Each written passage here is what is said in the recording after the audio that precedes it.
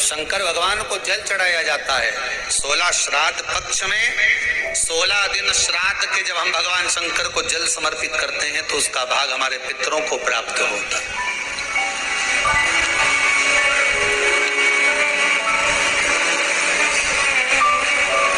केवल 16 श्राद्ध के दिन ही ऐसे होते हैं जिसमें शंकर भगवान को जल में दूध मिलाकर चढ़ाने की जगह दूध भले 1 चम्मच चढ़ा रहे हो पर अलग से चढ़ाओ, कच्चा दूध अलग से चढ़ाओ, उसके बाद भले तुम जल चढ़ा दो, पर लोटे में जल में दूध मिलाकर 16 दिन श्राद्ध पक्ष में नहीं ले जाना।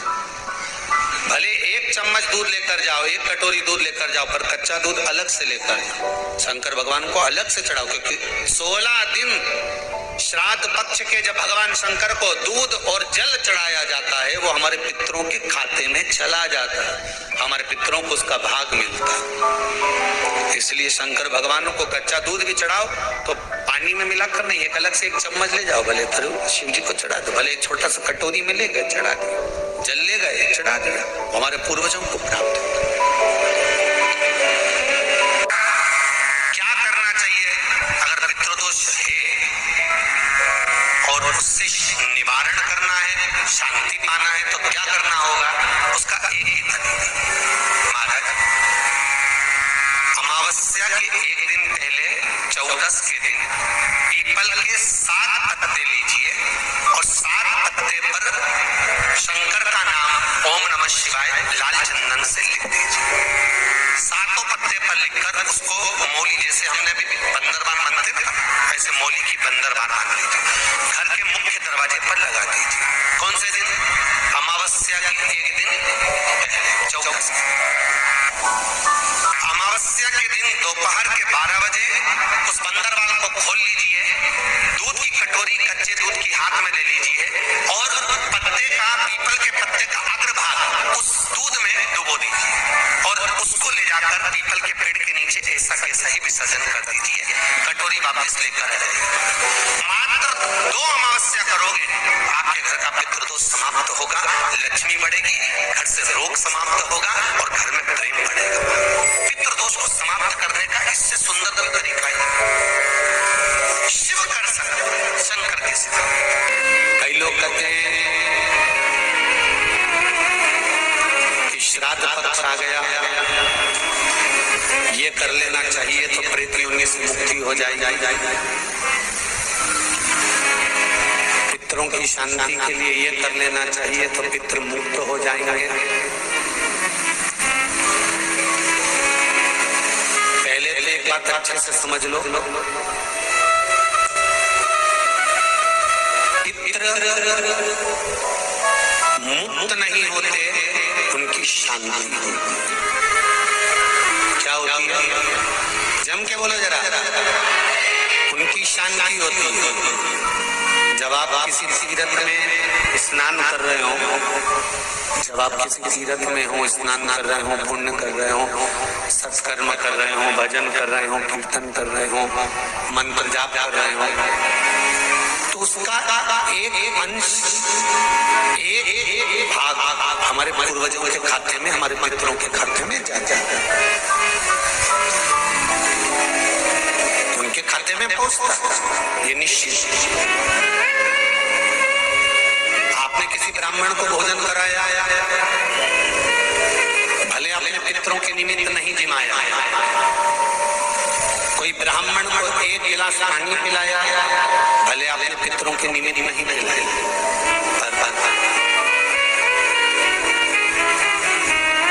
आपका एक अंश उसके खाते में चला जाएगा, उससे क्या होगा? पितरों की शांति। और समझ लो, गया जी में पिंडदान कर देने से क्या पितृ मुक्त हो जाते हैं? बद्रीनाथ जाकर कपाल क्रिया करने से क्या पितृ मुक्त हो जाते हैं?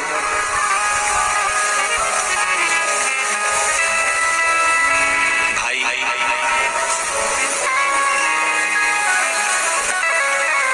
गया जी जाना तो वहां के पंडा जी से पूछना, हम यहाँ पिंडदान कर देंगे, तो क्या वो मुक्त हो गए?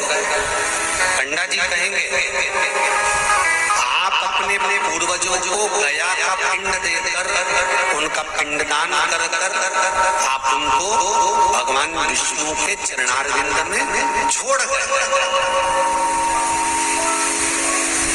आप घर जाना तो घर पर जब जब श्राद्ध पक्ष आए तब ब्राह्मण को भोजन जरूर करना।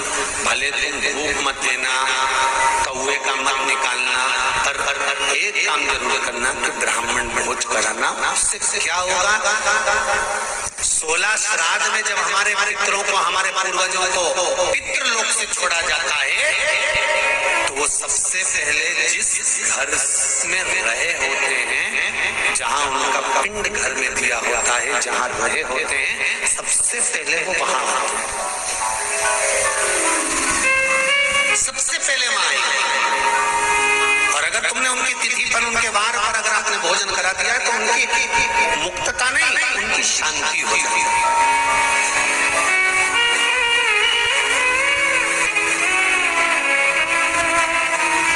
पितरों की मुक्ति कैसे है?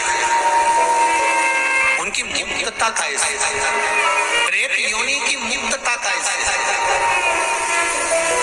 तो कहा जैसे भगवान का नाम लेने वाला व्यक्ति दूसरा जन्म नहीं पाता, उसी तरह भगवान का जो भजन करते हैं, कीर्तन करते हैं, मंत्र जाप करते हैं, या शिव महापुराण की कथा, राम कथा, भागवत कथा, विष्णु पुराण आदि आदि जितनी भी पुराण हम श्रवण करते हैं, हमारे श्रवण करने का एक भाग हमारे पितरों के खाते में जाता है, तो उस कथा के फल से उनकी मुक्ति हो जाती है, उनकी कथा के फल से मुक्तता है। प्रेत योनि से मुक्त हो गया धुंधकारी, बिंदु प्रेत योनि से मुक्त हो गया। काय से होगा? शंकर का स्मरण, शिव महापुराण की कथा का रस तत्व ग्रहण, राम कथा, भागवत कथा का मात्र स्मरण, उससे मुक्त। क्यों दी जाता कौवा को भोजन? श्राद्ध पक्ष में कौवे को भोजन क्यों दिया जाता है?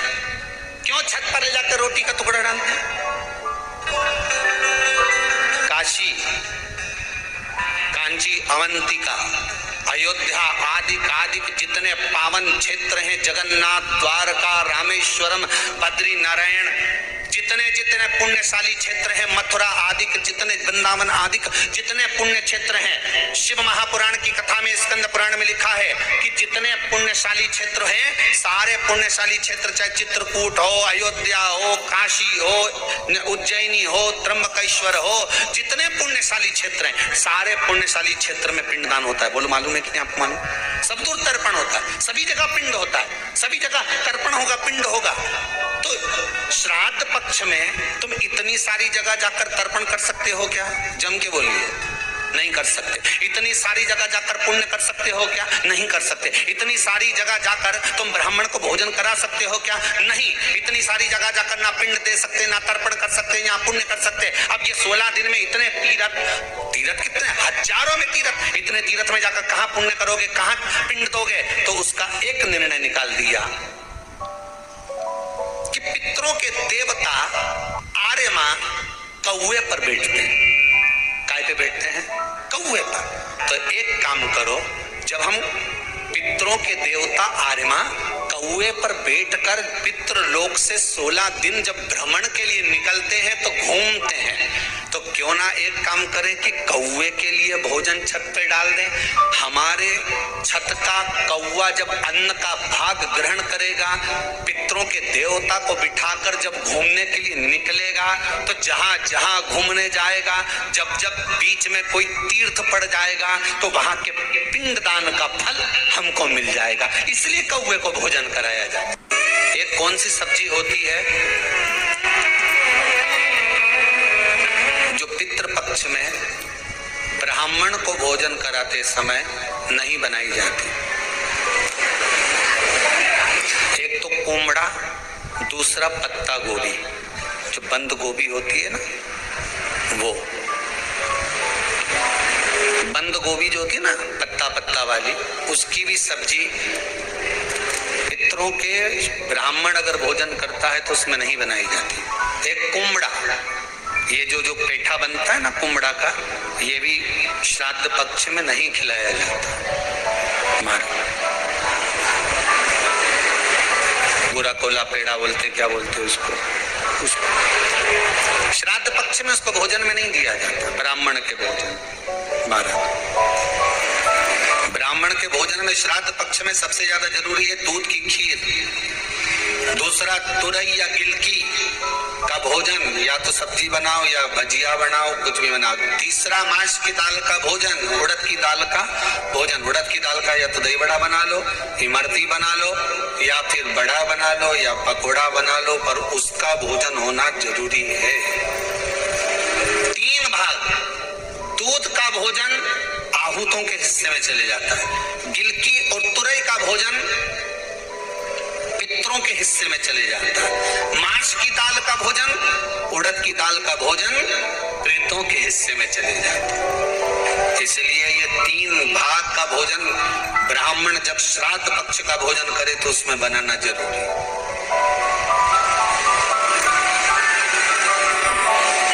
बहुत आपके यहाँ जब श्राद्ध हो भोजन अवश्य